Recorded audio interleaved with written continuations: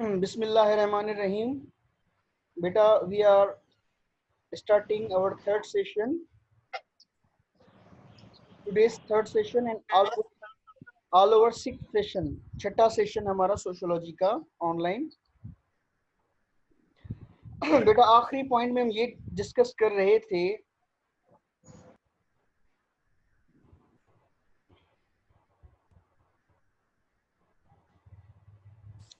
Point number 7 में ये discuss कर रहे थे यही वजह होती है एस्क्राइब स्टेटस की वजह से कि एक ही क्लास में पढ़ने वाले जो आप देखते हैं बच्चे हैं वहां पे कितने क्लास यानी जितने भी बच्चे हैं हर बच्चे का अपना अपना सोशल क्लास और फैमिली बैकग्राउंड होता है. तो अपने अपने डिफरेंट फैमिली बैकग्राउंड की वजह से आपने देखा होगा उनकी लाइफ की कंडीशंस भी डिफरेंट डिफरेंट होती हैं. कुछ बच्चे होते हैं उनके दोस्त ही कम होते हैं क्योंकि दोस्त जो है ना वो अक्सर सर्किल उनका ही ज्यादा बड़ा होता है. जो खाते पिलाते ज्यादा है, खाते भी हैं और खिलाते भी ज्यादा है, तो उनकी दोस्ती के सर्किल भी बड़े होते हैं.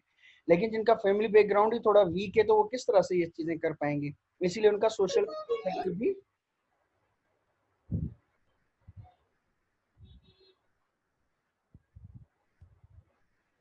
इसके लिए उनका सोशल सर्किल भी बहुत ही ज्यादा वीक होता है. अच्छा, come to see the word somewhat differently. दुनिया को कैसे देखते हैं. अब आप लोग एक ही क्लास के बच्चे हैं लेकिन आप सारे हर बच्चा जो दुनिया को अलग अलग देखता है. किसकी नज़र में दुनिया अच्छी है, किसकी नज़र में दुनिया बुरी है, किसकी नज़र में मसले उन्हें जीने नहीं देते, किसकी नज़र में मसले उनके लिए चैलेंज है उनकी पर्सनालिटीज को डेवलप करने के लिए. तो हर बच्चा अपनी अपनी नज़र से जो है वो देखता है सोसाइटी को. अच्छा, उसके अलावा social reality, notion of social reality, यानी सोशल रियलिटी क्या है, हकीकत क्या है. फॉर एग्जांपल कोरोना मर्स चल रहा है, इसकी हकीकत क्या है. मुख्तलिफ लोगों के मुख्तलिफ ख्यालात हैं. कुछ लोगों को तो अभी तक यानी यकीन ही नहीं आ रहा कि वाकई भी कोई कोरोना है. ठीक है, तो वो उस तरह से इस चीज को देखते हैं. कुछ लोग देखते हैं हाँ भाई ये तो बहुत बड़ा चैलेंज है. तो हर बंदा अपनी अपनी यानी एंगल से उसको देखता है. तो अपनी अपनी जिस एंगल से देखता है उस पर उनकी फैमिली सोशलाइजेशन का बहुत बड़ा इम्पेक्ट होता है. And are prepared for somewhat different careers, यानी आप डिफरेंट डिफरेंट कैरियर्स के लिए प्रिपेयर होते हो.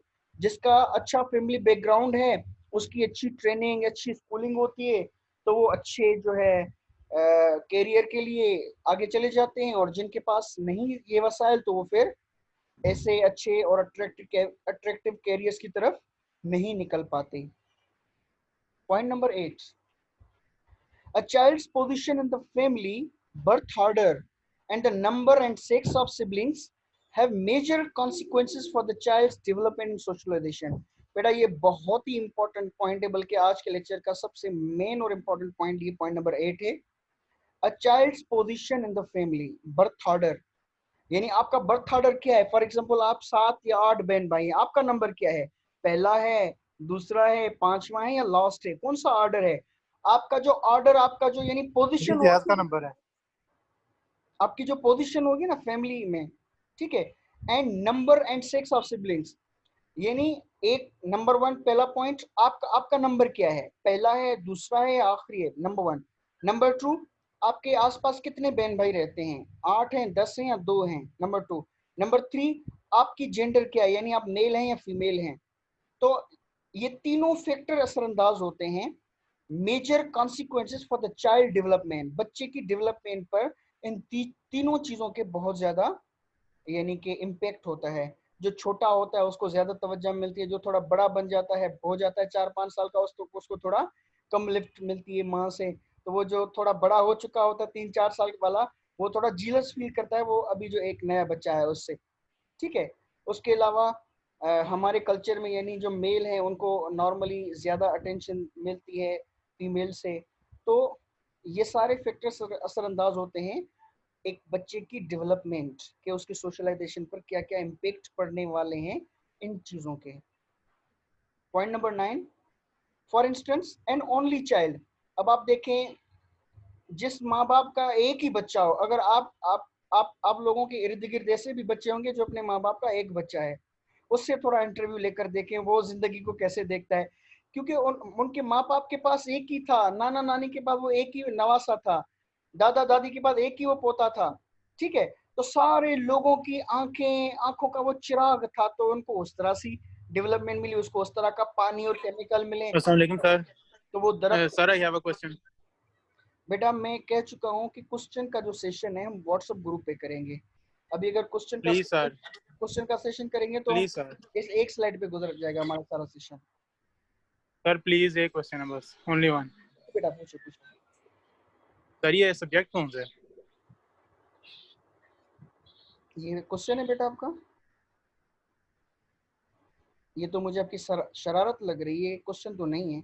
आप यूनिवर्सिटी में हैं और आपको ये भी पता नहीं आप कौन सा ये सब्जेक्ट पढ़ रहे हैं, और आप ये छठा सेशन आप पढ़ रहे हैं और आपको ये भी पता नहीं कि कौन सा सब्जेक्ट में पढ़ रहा हूँ, और इसको आप क्वेश्चन कर रहे हैं। नंबर 8,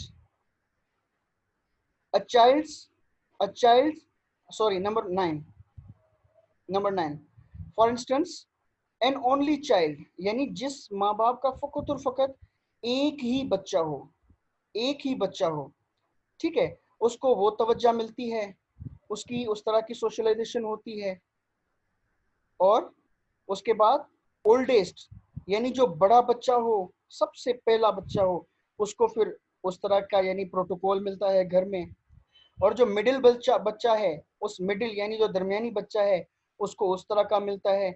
छोटों के लिए वो बड़ा होता है, बड़ों के लिए वो छोटा होता है। एंड द यंगेस्ट चाइल्ड, और जो सबसे छोटे में छोटा जो बच्चा होता है, उसका यानी कि स्टेटस ही अलग होता है घर में, ठीक है। All seem to experience a somewhat different world, यानी ये जो चार किस्म के हमने बच्चे एक ही फैमिली में देखे, ये चारों के चारों बच्चों अलग अलग तरह से दुनिया को देखते हैं, because of the different social waves, क्योंकि उनके जो सोशल वेव्स हैं, उनके यानी उनके सोशल वेव्स यानी उनके आसपास जो उनके रिलेशनशिप, जिन जिन रिलेशनशिप्स में वो जकड़े हुए हैं, उनके वो डिफरेंट डिफरेंट हैं।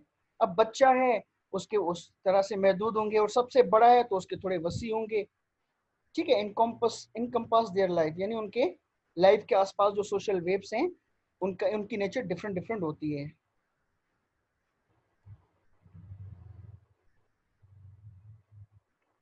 अब आते हैं कॉन्सेप्ट नंबर 3। बेटा दूसरे कॉन्सेप्ट में हमने फैमिली को डिस्कस किया कि फैमिली का किस तरह से रोल होता है एक बच्चे की शख्सियत को बनाने में। अब आते हैं पीयर ग्रुप। बेटा पीयर ग्रुप के लिए दो शराइत होनी चाहिए। नंबर 1, वो आपके हम उम्र हों, यानी आप अगर 22 साल के हैं तो आपका पीयर कोई 50 साल वाला नहीं हो सकता, यानी आपकी एज कैटेगरी में वो बंदा ही नहीं आता। आपकी एज कैटेगरी में कौन आएंगे? 18-19 साल का, या 22-24-25 साल का, यानी 2-3 साल नीचे या 2-3 साल ऊपर। तो ये लोग नंबर 1 एज कैटेगरी वो हो। Number 2, similarity of the occupation या सिमिलैरिटी ऑफ दी, यानी कि जो आप कोई भी आप जिस किसी काम काज में मसरूफ हैं, अगर आप कोई हुनर सीखते हैं तो उस हुनर में वाबस्ता हैं वो लोग, वो आपके पीयर हैं। अगर आप पढ़ते हैं तो वो आपके साथ जो पढ़ रहे हैं, क्लास फेलोज या मुख्तलिफ क्लास के लोग, वो सारे आपके पीयर्स कहलाते हैं। तो कहा जाता है कि सोशलाइजेशन में इन पीयर्स का बहुत बड़ा रोल होता है। यानी देखा जाए कि ये जो एडोलसेंट होते हैं, एडोलसेंट एज क्या होती है? यानी 11 साल का जो बच्चा है वो एडोलसेंट हो जाता है, 19-20 तक वो जवान हो जाता है, फुल जवान हो जाता है। तो ये जो टीनेजर्स होती है, टीन एज होती है, उसको हम एडोलसेंट्स भी कहते हैं। तो एडोलसेंट्स की एज में ये पीयर का बहुत बड़ा यानी कि असर होता है। फैमिली का असर तकरीबन इस एज ग्रुप में बहुत ही कम हो जाता है, और फ्रेंड्स का बहुत ही ज्यादा हो जाता है। लोग अपने माँ बाप को कॉपी नहीं करते, बल्कि अपने फ्रेंड्स को कॉपी करके उस हिसाब की चीजें अपनी पर्सनालिटी में लाते हैं इस एज ग्रुप में। तो हम पढ़ते हैं पीयर ग्रुप किस किस तरह से आपकी पर्सनालिटी और सोशोलॉजी पर असरअंदाज होता है। Number 1, across the life span, यानी आपकी पूरी लाइफ को देखा जाए, we find our self immersed in countless relationship. आप अपने आप को मुख्तलिफ रिलेशनशिप्स में घिरा हुआ देखेंगे, सारी उम्र में मुख्तलिफ रिलेशनशिप में घिरा हुआ दिखेंगे। फ्यू आर मोर इम्पॉर्टेंट, कुछ जो है वो बहुत ही ज्यादा इम्पॉर्टेंट होते हैं टू अस, कुछ लोग हमारे लिए ज्यादा इम्पॉर्टेंट होते हैं। We have with our peers then those with our peers, ठीक है। और कुछ जो है वो हमारे साथ दूर के होते हैं। जो बहुत करीबी होते हैं वो हमारी फैमिली होती है, जो थोड़े दूर के होते हैं वो हमारे पीयर्स होते हैं। अब पीयर कौन होते हैं? Individuals who are approximately the same age, यानी वो अफराद जो कि आपके हम उम्र हों, हम असर हों, उनको हम पीयर कहते हैं। अब आते हैं नंबर 2 पर। Peer group serve a variety of function. आपका जो पीयर ग्रुप है आपके लिए मुख्तलिफ फंक्शन जो है वो सर्व करता है। कौन से? Provide an arena in which children can experience independence from adult control, यानी जो बच्चा होता है या एडोलेसेंट जो होता है उस पर कंट्रोल होता है माँ बाप का। घर में माँ बाप की हुकूमत होती है जिनको उनको फॉलो करना होता है। लेकिन ये जो पीयर्स होते हैं ये एक ऐसा यानी कि एज ग्रुप है जिसके अंदर वो थोड़ा सा इलाका उसको मिलता है, थोड़ा सा एज मिलता है, थोड़ी सी अपॉर्चुनिटी मिलती है कि वो अपनी इंडिपेंडेंट दुनिया बनाए। यानी आपके जो हमअसर लोग हैं उनके साथ आपकी एक इंडिपेंडेंट छोटी सी दुनिया होती है।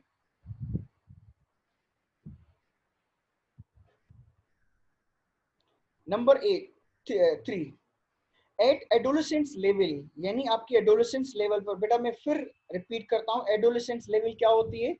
टीनेज, 10-11 साल से लेकर 17-18 साल तक टीनेजर्स, उनको एडोलेसेंस कहा जाता है। They furnish an impetus for young people to see greater freedom.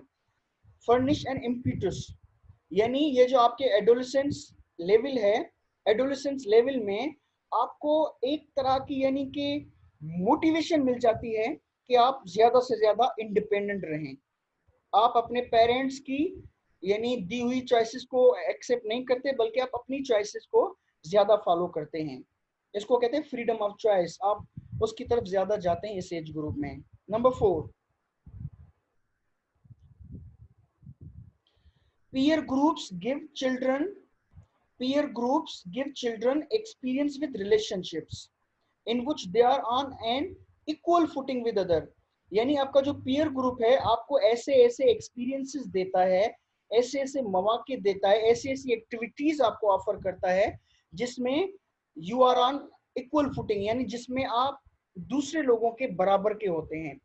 Family में आपके बड़े भाई बड़ी बहनें आपसे ज्यादा स्टेटस वाले होती हैं, माँ बाप ज्यादा वाले होते हैं, आप कम वाले होते हैं। रिश्तेदारों में आपके जो मामा चाचा हैं वो आपसे ज्यादा स्टेटस वाले होते हैं। लेकिन एक वाहिद पीयर ग्रुप होता है जिसमें आप अपने दूसरे मेंबर्स के बराबर के हुकूक रखते हैं, on an equal footing with others, यानी दूसरों की तरह बराबर का हक होता है आपको उस एक ग्रुप में। Number 5, in the adult world, यानी एडल्ट वर्ल्ड में in contrast children occupy the position of subordinates. यानी एडल्ट वर्ल्ड क्या है? आपकी अपनी फैमिली, और फिर आप अपने टीचर्स के दरमियान होते हैं, अपने रिश्तेदारों के दरमियान में होते हैं, बड़े मामा चाचा नाना, ये एडल्ट वर्ल्ड है आपकी। जब आप उनमें होते हैं तो children occupy the position of subordinate. Subordinate कहते हैं मातहत को। मातहत यानी जो सिर्फ सुनता है, वो सुनाता नहीं है किसी को, जो सिर्फ फॉलो करता है, वो लीड नहीं करता। विद एडल्ट्स, अच्छा उसमें क्या होता है? डायरेक्टिंग, आपको डायरेक्शन मिलेंगी, भाई आपने ये चीज करनी है, उसके अगेंस्ट आपने नहीं जाना है। गाइडिंग, आपको गाइड किया जाता है, ये चीज करनी है, ये चीज नहीं करनी है। एंड कंट्रोलिंग, और आपकी एक्टिविटीज को कंट्रोल किया जाता है। भाई अभी मैं जा रहा हूँ फ्रेंड्स के साथ बाहर क्रिकेट खेलने, नहीं नहीं अभी कोई जरूरत नहीं, अभी बीमारी चल रही है, घर बैठो, अभी धूप है, अभी घर बैठो। तो इस तरह से आपके बिहेवियर को कंट्रोल किया जाता है आपकी एडल्ट वर्ल्ड में। लेकिन आपकी जो एडोलेसेंस वर्ल्ड होती है, ये जो आपकी एडोलेसेंस यानी कि एडोलेसेंस वर्ल्ड होती है पीयर्स ग्रुप्स के अंदर, एडोलेसेंस और पीयर्स ग्रुप, यहाँ पे आपको ज्यादा फ्रीडम होती है as compare to adult world के। Peer group number 6, peer groups afford a social sphere in which the position of children is not marginal। Marginal position यानी आपकी हैसियत कम हो किसी ग्रुप में, हैसियत का कम होना उसको हम कहते हैं मार्जिनल। तो कहते हैं पीयर ग्रुप आपका एक वाहिद ग्रुप होता है जिसमें यानी आपको एक ऐसी सोशल स्फेयर मिलती है जिसमें आपकी पोजीशन दूसरों के बराबर है, आपकी हैसियत दूसरों से कम नहीं होती है। अब आपने देखा होगा आपके फ्रेंड्स 6-7 फ्रेंड्स का ग्रुप है, उसमें ऐसे तो नहीं होता ना फला फ्रेंड जो है उसकी हैसियत कम है, फला की हैसियत ज्यादा है, नहीं, सारे बराबर होते हैं। Number 7, in them youngsters can acquire status and achieve an identity in which their activities and concerns are paramount। यानी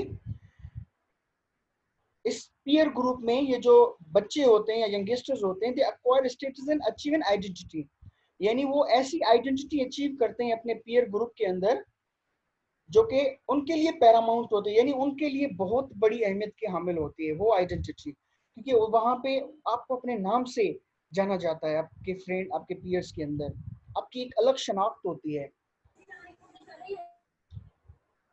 number 10, peer groups are agencies for transmission of informal knowledge, यानी आपकी जो पीयर ग्रुप्स हैं एक ऐसी agency है जिसमें transmission होती है, यानी आपके अंदर मुंतकिल चीजें की जाती हैं। वो क्या क्या होती हैं?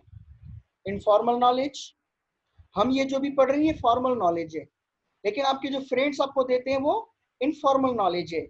फॉर्मल यानी रिटन नॉलेज, इनफॉर्मल यानी स्पोकन। आपके जो भी फ्रेंड्स होते हैं वो स्पोकन यानी ओरली आपको बताते हैं चीजें, लेकिन टीचर वो रिटन में आपको देते हैं, formal according to rules and regulation. और आपके पीयर जो होते हैं वहां पे कोई रूल्स रेगुलेशन नहीं होते। उसके अलावा सेक्सुअल इंफॉर्मेशन, आप जो सेक्सुअल वो अपने पीयर से ही लेते हैं।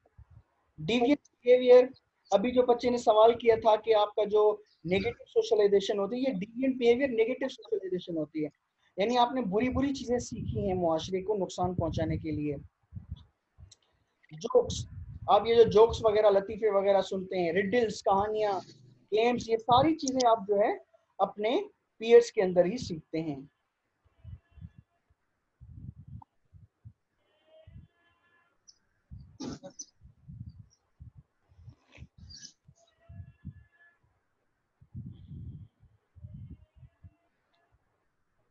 अच्छा बेटा, अब आते हैं कॉन्सेप्ट नंबर 4, स्कूल। स्कूल जो है वो आपकी शख्सियत में क्या क्या यानी चेंजेस लाता है, क्या क्या चीजें आपको सिखाता है, ये भी एक एजेंसी है सोशलाइजेशन की।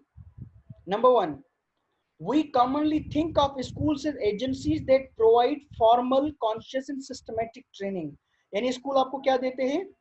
स्कूल आपको देते हैं फॉर्मल कॉन्शियस, फॉर्मल यानी फॉर्मल अभी मैंने आपको बताया था, written and according to rules and regulation, उसको कहते हैं फॉर्मल। फॉर्मल ट्रेनिंग, कॉन्शियस यानी आपका शऊर बढ़ता है स्कूल में, शऊर आपकी शख्सियत में यानी शऊर की जो लेवल है वो बढ़ती है स्कूल में। एंड सिस्टमेटिक ट्रेनिंग, यानी आपको पता है रेगुलर क्लासेस चलती है, उसमें सिस्टमेटिकली आपको ट्रेन किया जाता है दुनिया के मुख्तलिफ स्किल्स और नॉलेज में। नंबर 2,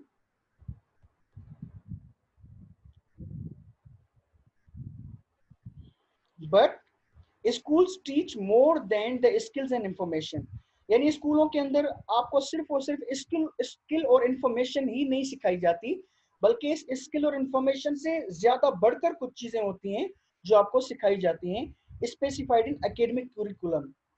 यानी आपके कुरिकुलम में तो फकत इंफॉर्मेशन होती है, स्किल्स होते हैं, हमें क्यूरिकुलम दिया जाता है बेटा भाई आपने जो है ना बच्चों को ये टॉपिक्स पढ़ाने हैं जिनमें बच्चों की ये लर्निंग होगी, लेकिन उस क्यूरिकुलम के बाहर भी कुछ चीजें हैं जो आप स्कूलिंग में सीखते हैं। नंबर 3, वेदर इंटेंशनली और अनविटिंगली, जानकर या जानबूझकर, they import a whole complex of unarticulated values attitudes and behaviours. Unarticulated, बेटा अनआर्टिकुलेटेड कहते हैं अनस्पोकन, यानी वो चीजें जो बताई नहीं जाती बस समझी जाती हैं, बेटा बस समझ लो कि क्या क्या चीजें चल रही हैं, इसको हम कहते हैं अनआर्टिकुलेटेड। तो वो चीजें जो यानी इंटेंशनली और अनइंटेंशनली आपके पास ऐसी चीजें आती हैं, ऐसे वैल्यूज आप सीखते हैं, एटीट्यूड सीखते हैं, बिहेवियर सीखते हैं जो कि आप यानी फॉर्मल एक करिकुलम का हिस्सा नहीं है, फिर भी आप वो चीजें सीखते हैं। आप देखें यूनिवर्सिटी में आप कितनी एक्टिविटीज करते हैं, वो सारी एक्टिविटीज तो आपके कुरिकुलम में नहीं होती।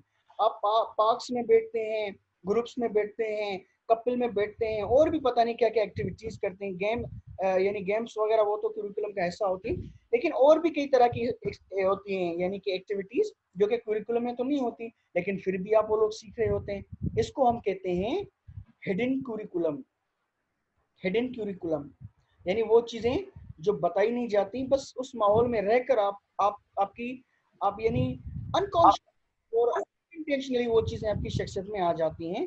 वो चीजें हिडन क्यूरिकुलम का हिस्सा होती हैं। जिस तरह से जिस तरह से माँ जो है, अगर माँ को बच्चे को कड़वी गोली खिलानी होती है तो वो क्या करती है, चीनी डालकर किसी रोटी के टुकड़े में दरमियान में गोली दबा देती है और वो फिर बच्चा खा जाता है। तो इस तरह से एक फर्द की शख्सियत में क्या क्या चीजें लानी है, अब सोसाइटी क्या करती है, हिडन कुरिकुलम में वो चीजें छुपाकर आपकी शख्सियत में वो चीजें मुंतकिल कर लेती है। वो क्या है, for example obedience of the rules, आपको सोसाइटी के रूल्स को फॉलो करना है।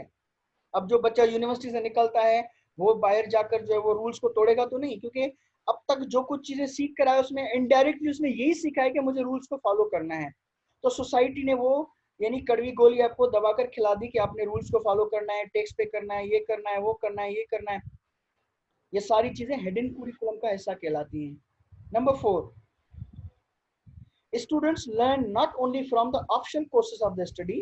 आप लोग सिर्फ ऑप्शनल कोर्सेज से ही नहीं सीखते, but from the physical environment of the school. आप स्कूलिंग का जो फिजिकल एनवायरनमेंट है उससे भी सीखते हैं। क्या क्या सीखते हैं, attitudes teachers, the attitudes teachers and people exhibit toward one another, यानी वो रवैये या एटीट्यूड जो टीचर और स्टूडेंट एक दूसरे की तरफ एग्जिबिट करते हैं। यानी हम एज अ टीचर हम जो एटीट्यूड आपको दिखाते हैं या एटीट्यूड शो करते हैं, दूसरे बच्चे जो है वो जिस तरह से आपको एटीट्यूड दिखाते हैं, तो इन एटीट्यूड से आप सीखते हैं कि किस तरह का माहौल है और हमें कैसे चलना है। द सोशल क्लाइमेट, माहौल कैसा है, किस तरह का माहौल है, आपको कैसे चलना पड़ेगा। स्पेशली जो हमारी बेटियां होती हैं, बहनें होती हैं, उनको उस माहौल के मुतालिक वार्न किया जाता है कि बेटा कम से कम जो है आपने इंटरेक्शन वहां पे रखना है, अपने काम से काम रखना है, क्लास के बाद फौरन घर वापस चले आना है। तो सोशल क्लाइमेट को लेकर आपको कुछ चीजें सिखाई जाती हैं, ये ऑटोमेटिकली आप सीख जाते हैं कि कैसा माहौल है और हमें कैसे रहना है। And the bureaucratic organisation of the school. अब ब्यूरोक्रेटिक ऑर्गेनाइजेशन क्या है, ये ब्यूरोक्रेसी हम आगे वाले चैप्टर में पढ़ेंगे ग्रुप्स में, लेकिन यहाँ पे हम सीख रहे हैं कि स्कूलिंग में आपने देखा होगा एक जो है वो हेड मास्टर होता है, अगर यूनिवर्सिटी की बात की जाए तो एक वाइस चांसलर होता है, फिर मैनेजमेंट आ जाती है, फिर एचओडीज आ जाते हैं, फिर टीचर्स आ जाते हैं। ये सारे मैनेज कर रहे होते हैं स्कूलिंग के प्रोसेस को। तो आप उससे भी कुछ काफी कुछ सीख जाते हैं कि जो हेड होता है उसको फॉलो करना होता है, छोटे का काम इताअत करना होता है, बड़े का काम होता है सबको साथ लेकर चलना। ये सारी चीजें आप हिडन कुरिकुलम में सीख जाते हैं। अच्छा बेटा, आज का जो लास्ट कॉन्सेप्ट है वो है मास मीडिया। मास मीडिया बेटा, मीडिया यानी दरमियानी चीज जिसके जरिए आप अपना मैसेज सामने लोगों को पहुंचाते हैं।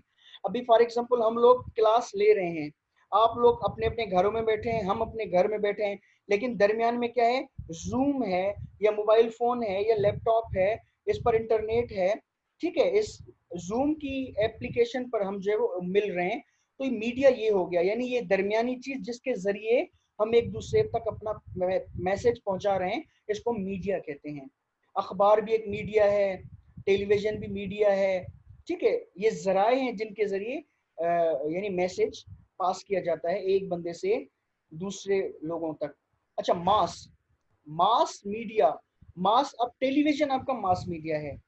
ठीक है, अखबार आपका मास मीडिया है, यानी उसका सोर्स जहां से वो बनती है निकलती है न्यूज एक होती है, लेकिन फिर वो स्प्रीड कर जाती है सारी सोसाइटी में, फैल जाती है वो न्यूज। ये जो फैल जाना है और जहां जहां तक वो पहुंचती है उसको हम कहते हैं मास। अब आप देखें, एक खबर होती है, एक ड्रामा, एक मूवी जो है, सारे लोग अपने अपने घर में बैठकर देखते हैं और वो लोग फैले हुए होते हैं, मुख्तलिफ कोनों पे बैठे होते हैं और वहां पे वो उस चीज को रिसीव कर रहे होते हैं। तो मुख्तलिफ जगहों पे बैठकर कोई इंफॉर्मेशन रिसीव करना, रिसीवर जो होते हैं उनको मास कहते हैं।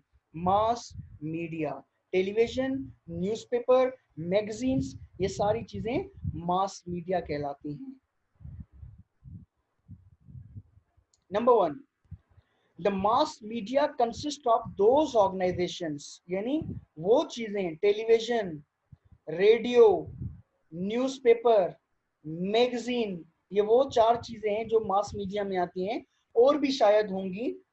दे कन्वे इंफॉर्मेशन, उनका काम क्या होता है, इंफॉर्मेशन कन्वे करना, किसकी तरफ, to large segment of public, यानी बहुत बड़ी पब्लिक की तरफ इंफॉर्मेशन कन्वे करना, उनको हम कहते हैं mass media. Number 2, mass media have contributed to anti smoking campaigns. आप देखते हैं एडवर्टाइजमेंट्स में स्मोकिंग के मुतालिक देखते हैं कि भाई स्मोकिंग किल्स, इस तरह की एडवर्टाइजमेंट्स होती हैं। तो क्यों आपको बता रहे होते हैं? इसीलिए बता रहे होते हैं ताकि आप उस चीज से थोड़ा दूर हो जाएं। तो इस तरह की कैंपेन्स, आपको बुरी चीजों से बचाने की कैंपेन्स चल रही होती हैं। और आपको पता है एक और कैंपेन होती है, से नो टू करप्शन, यानी करप्शन को, हमें करप्शन नहीं करनी है, इस तरह की चल रही होती हैं कैंपेन वगैरह। ये सारी मीडिया पे चल रही होती हैं और हमें अच्छा बनाने के लिए चल रही होती हैं। और अभी जो कोरोना वायरस है, तो आप देख रहे हैं कि मोबाइल फोन में भी ये कैंपेन चल रही है। आप अगर किसी को कॉल करेंगे तो ये जो दूसरे, ये जो हम सुनते हैं कि भाई हाथ धोएं और आप लोगों को हाथ ना मिलाएं, बार बार हाथ धोएं, ये क्या है?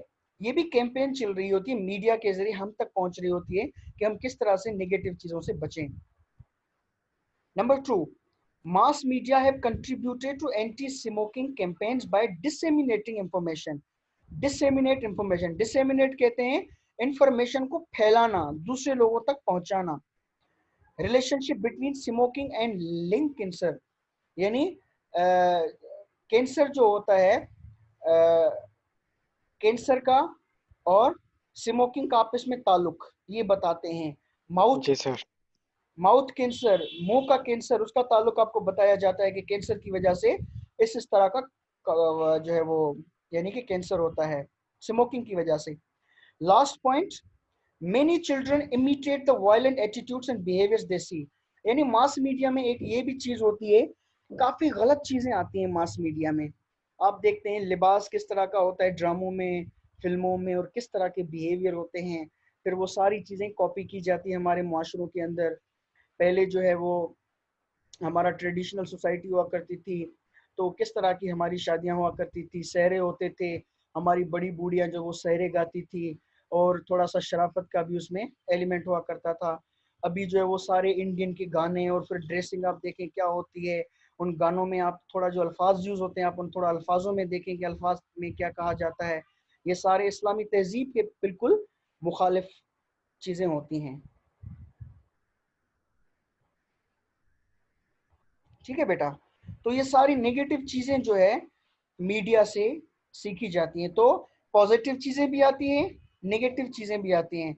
अब ये डिपेंड करता है पर्सन की, या एक पर्सनालिटी, या एक जो बंदा है उसकी अपनी पर्सनालिटी पे डिपेंड करता है कि वो कौन से सिग्नल रिसीव करेगा सोसाइटी से, नेगेटिव सिग्नल या पॉजिटिव सिग्नल। यानी आपके आसपास पॉजिटिव सिग्नल भी पाए जाते हैं, नेगेटिव सिग्नल भी पाए जाते हैं।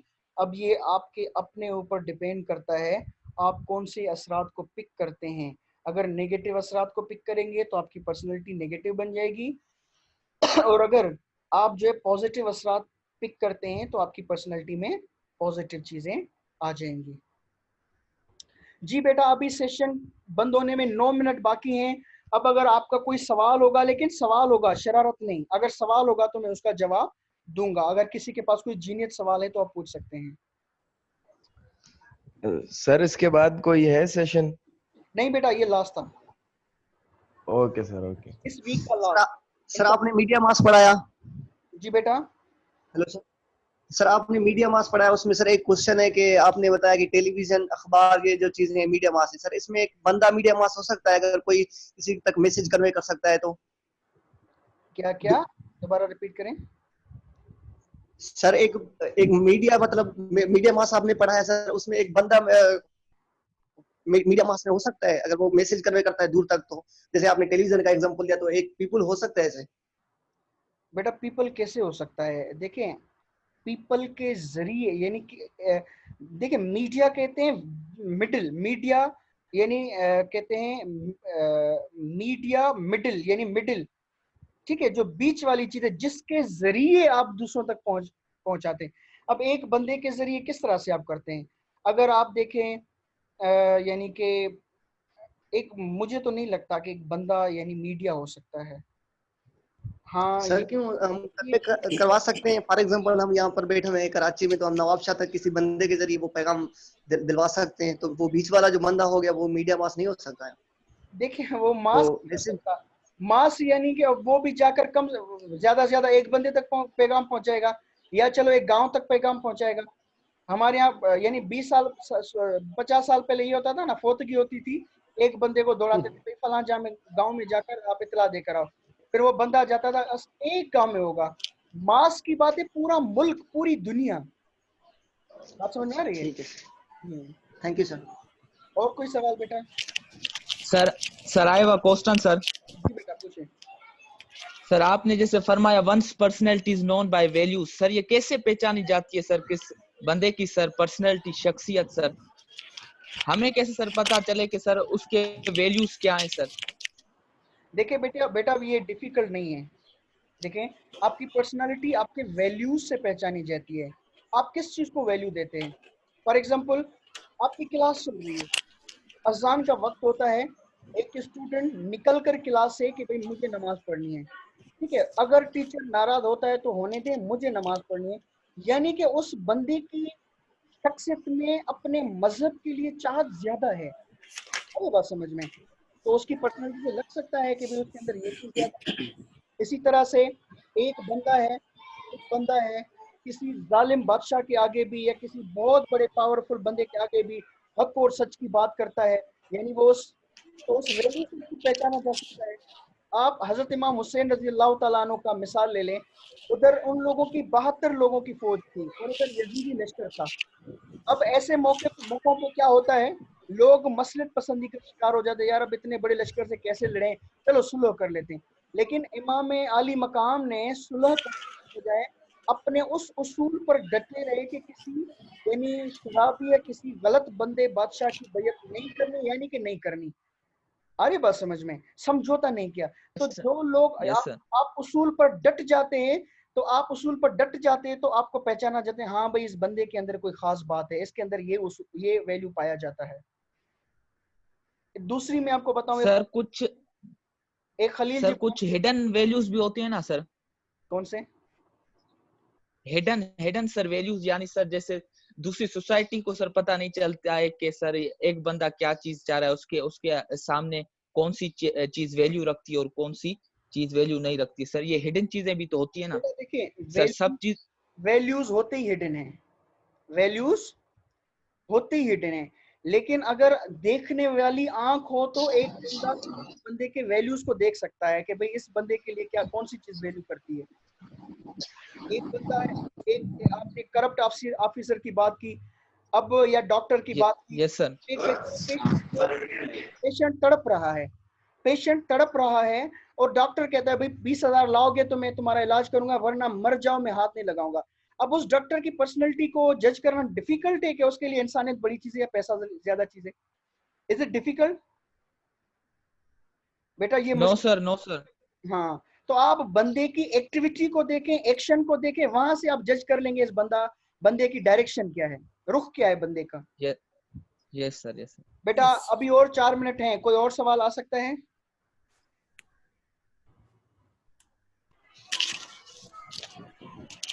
कोई और सवाल है? चलें बेटा, अगर कोई सवाल नहीं है तो हम अपने सेशन को यहाँ पे एंड करते हैं।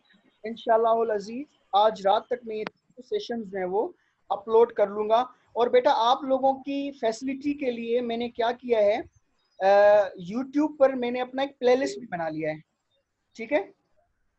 वहाँ पे प्लेलिस्ट भी है ताकि आप अगर सोशियोलॉजी वाले हैं तो सिर्फ सोशियोलॉजी लिखें, साइकोलॉजी लिखें, और वहाँ पे आप यस सर। लेगा सेशंस में, सेशन 1, सेशन 2, सेशन 3, सेशन 4, ताकि आप सीक्वेंस से आते जाएं। ठीक है बेटा? यस सर, सही है। Yes sir. Yes sir. Okay, अल्लाह हाफिज। सर हमने लाइक कोई नहीं। अल्लाह हाफिज सर, थैंक यू। अल्लाह हाफिज सर। अल्लाह हाफिज। जाना कच, जाना कच। अल्लाह हाफिज सर। सर अल्लाह हाफिज।